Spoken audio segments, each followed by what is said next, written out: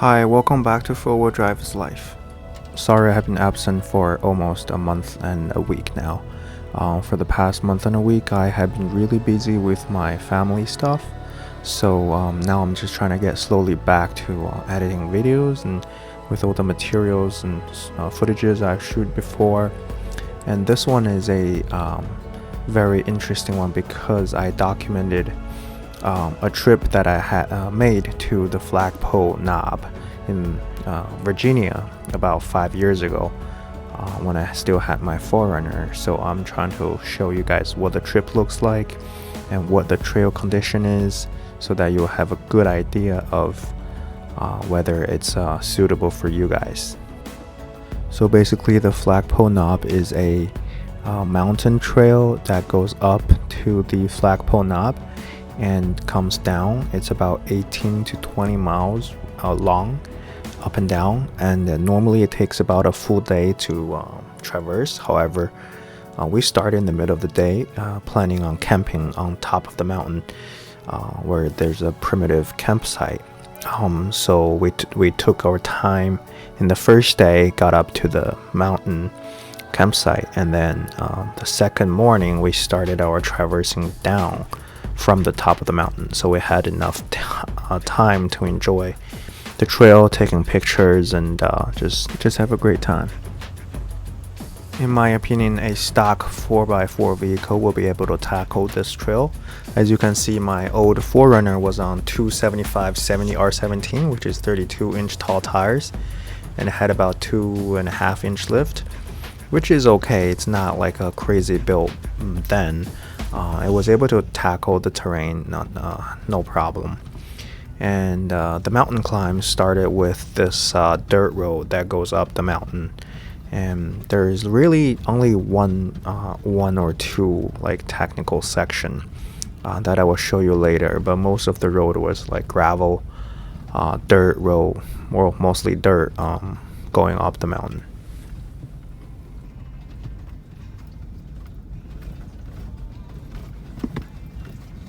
As the climbing gets steeper and steeper, approaching the midsection of the trail, some of us experienced higher transmission temperature because some of us were not in 4-low. So I recommend you guys definitely stay in 4-low as much as possible so that you're not putting a lot of strain on your transmission and drivetrain components. So here is the flat spot that we see right before the first obstacle. There's water puddles and there's a little flaxy spot or bumps for you to test out your suspension if you want. And then we go back to the trail, keep going up until there's a huge, almost, it looked vertical, but it's a very steep incline to get over a rocky section, which I'll show you in a little bit. Here is just some footages of me filming everyone having a good time at this little flat spot in the middle of the climb. Just having fun in the water, stuff like that. But definitely keep in mind that as weather changes, the difficulties of this muddy puddle varies a lot. So definitely be cautious.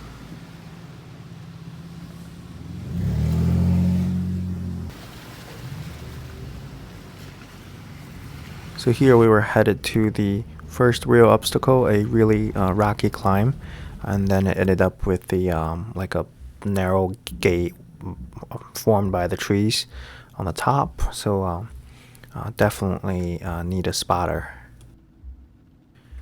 In the video right now, you'll see the third generation Toyota 4Runner on 33-inch tires towing a utility trailer up that. As you can see, it's very bouncy, and be cautious. And here is the 4th Gen 4Runner on 295/70 R17 tires. Did it without a problem.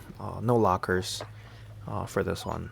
And coming up is a 5th Gen 4Runner with the rear locker engaged on 33-inch tires, no more than that. And it also had no problem.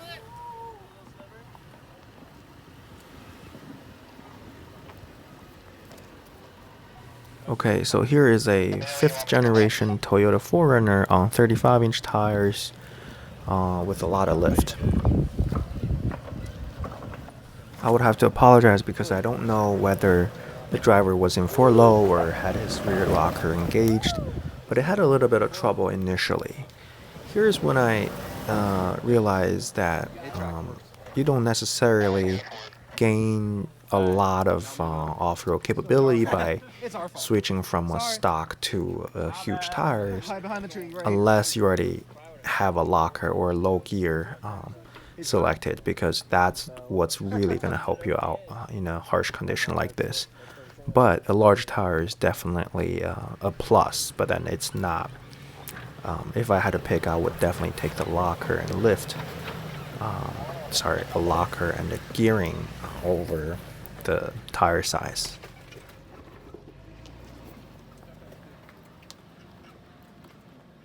And here's why. As you see now, coming a 5th generation SR5 Toyota 4Runner with everything stock.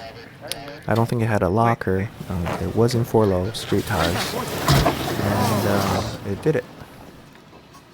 Whoa, you rode a little bit. You hit something, but I don't think it's too bad. Maybe the gas tank. And now comes another red 4Runner. This one's a trail edition with rear locker with about 32-inch all-terrain tires, and it's on 4 low. And I think it's the perfect 4Runner. It's close to stock. It's very capable. As you can see, it made it up without any hiccups.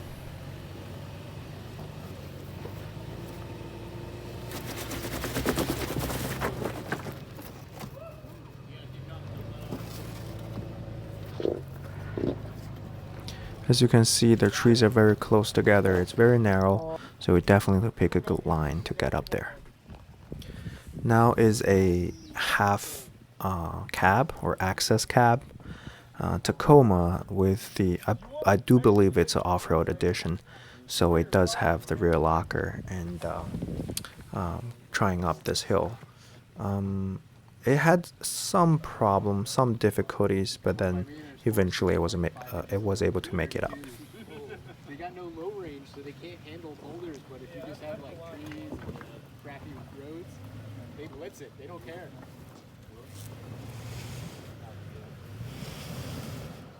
Back it up, just bump that section. Done it. You might want to try turning 8-track on. Is that even an option for him? 8-track locker, full wheel low, and floors. Off-road bits. Just need a new set of tires, that's all. Like I said in the video, I do believe with a little more aggressive tire, or like any all-terrain tires, would have done much better than the stock tires that came with the Tacoma. In this case, street tires. This filming angle also gives you a better idea of how big the rock is compared to the stock 4x4. Does too. So does Land Cruisers. But Now comes a 4th generation Toyota 4Runner with about 2-inch lift and I believe 32-inch tires. Oh, they used to. Oh. It was just rained in the morning and it was still drizzling a little bit, so the trail conditions definitely slippery at this spot. Even for this set of, I believe it's Goodyear Duratrack tires, which is a decent all-terrain tires, I believe. Now you see why I called it semi-difficult, because if the timing or the line wasn't picked right or perfect, the vehicle will try or will always keep sliding into the tree, which is not a good thing. Yeah. You just want to come back down and get your tires here.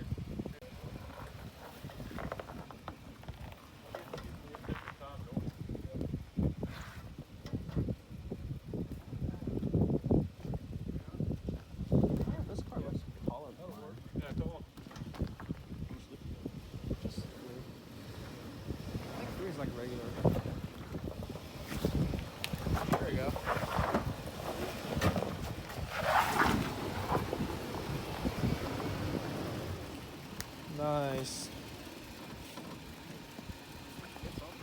Is that all?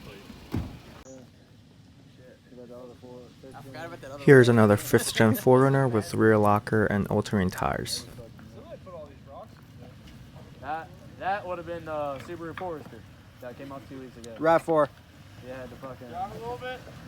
Ooh. Come on.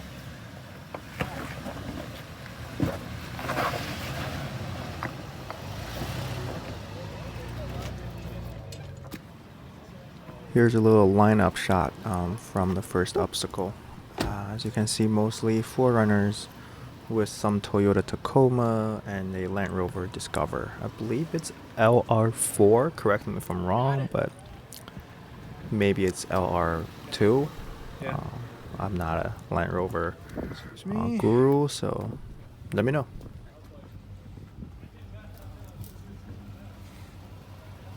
No, that's everybody. I don't know how to get him.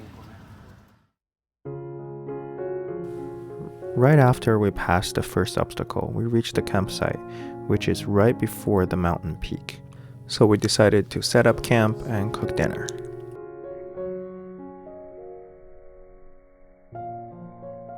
Nothing beats a good and warm bonfire in the rainy days.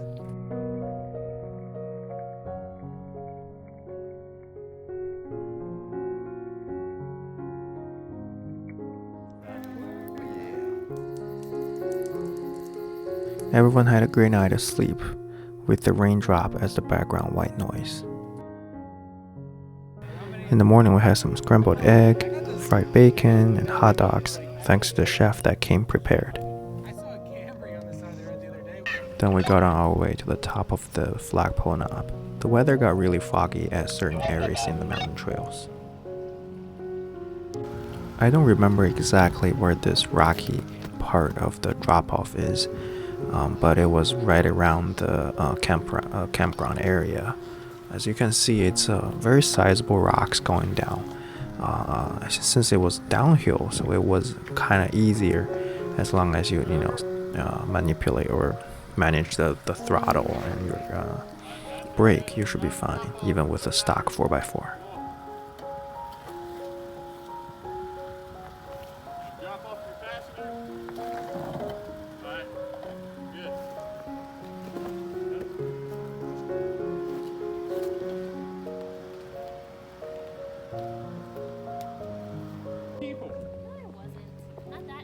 Here comes a friend with 4th gen 4Runner V8 on 295 70 R17s.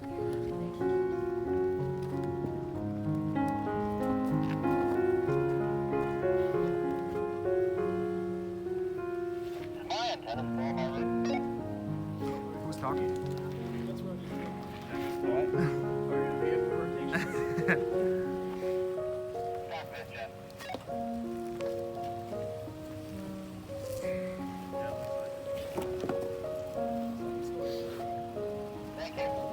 What?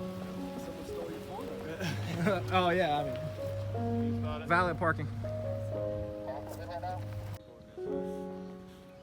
Right before the summit, there is a section of a very big washout, like a off-camber situation terrain, so that everyone had to cross over. As you can see, this is me going through that terrain, and as the axles cross, I try to let A-track do the work instead of either giving too much throttle or no throttle at all. I try to keep the truck thinking and trying to figure it out with about a quarter of the throttle, and eventually the truck was able to figure it out and braking the spinning wheels and giving the traction to the wheels that's actually contacting the ground.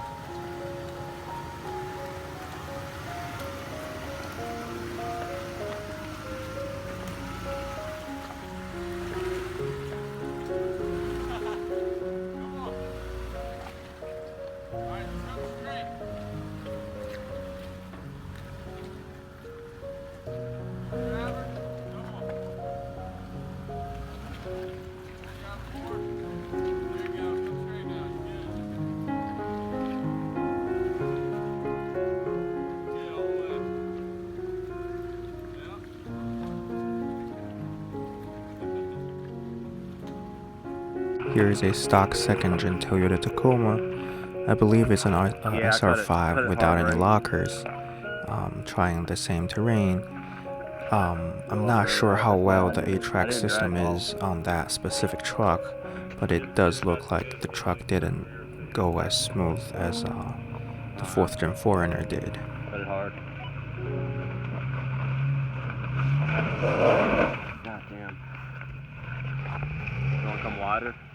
I'll try to find a different line for it.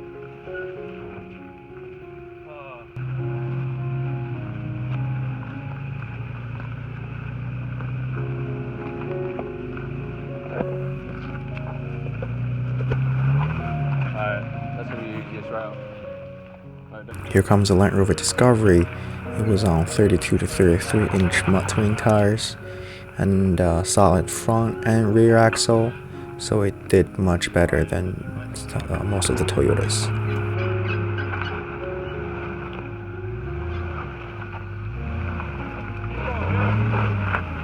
There we go! Get 3 wheels right there, buddy. 5th Gen 4Runner SR5 without lockers on street tires. Back up a little bit.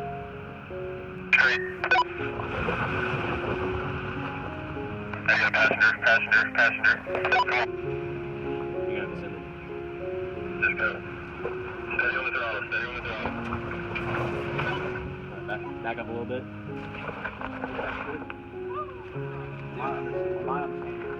Start dividing power up.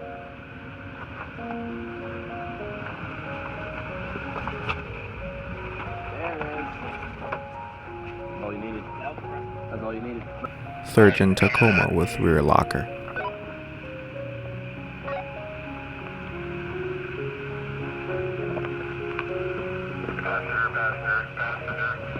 Send it. Even with the stock tires, it went through it no problem. So it's kind of obvious that a rear locker is very important. Yep, pretty much stay where you're at. And now is the red 4Runner with the rear locker equipped. Straight.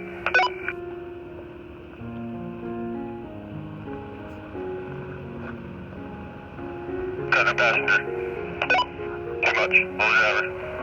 Come on. Passenger. There you go. Passenger. There you go. Keep going. Oh yeah. No hesitation at all. New driver side. Another 5th Gen 4Runner with rear locker trying a different line. Alright, we're good. That works too. They're gonna go the same route we went yesterday. Got 3 wheels there, buddy. Back on 3.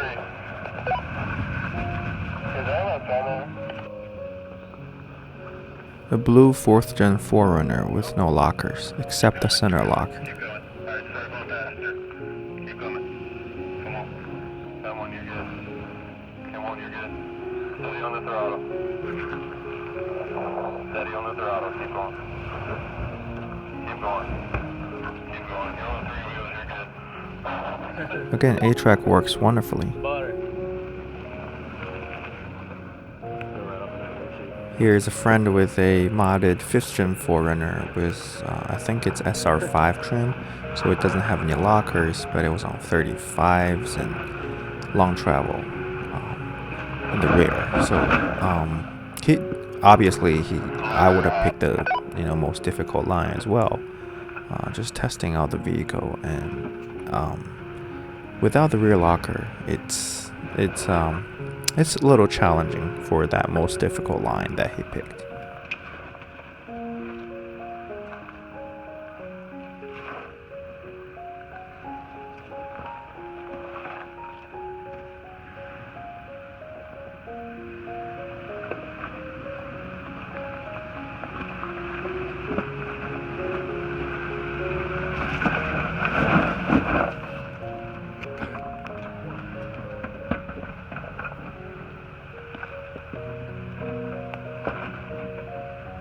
Hey, we got a Jeep coming up here.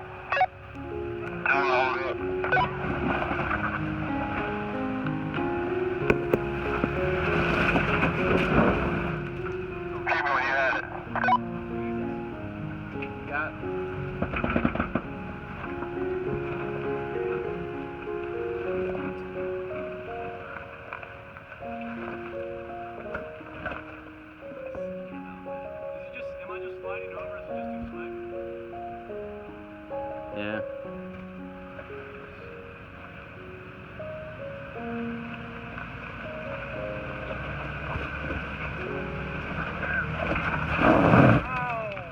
front wheel just stops turning.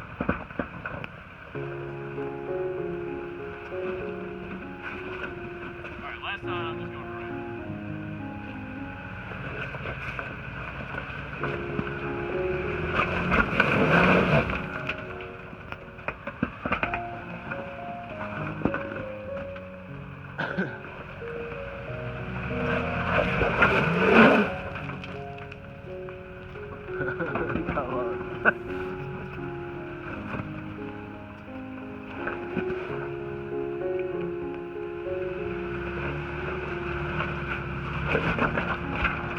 So we made it up to the top of the mountain after this obstacle.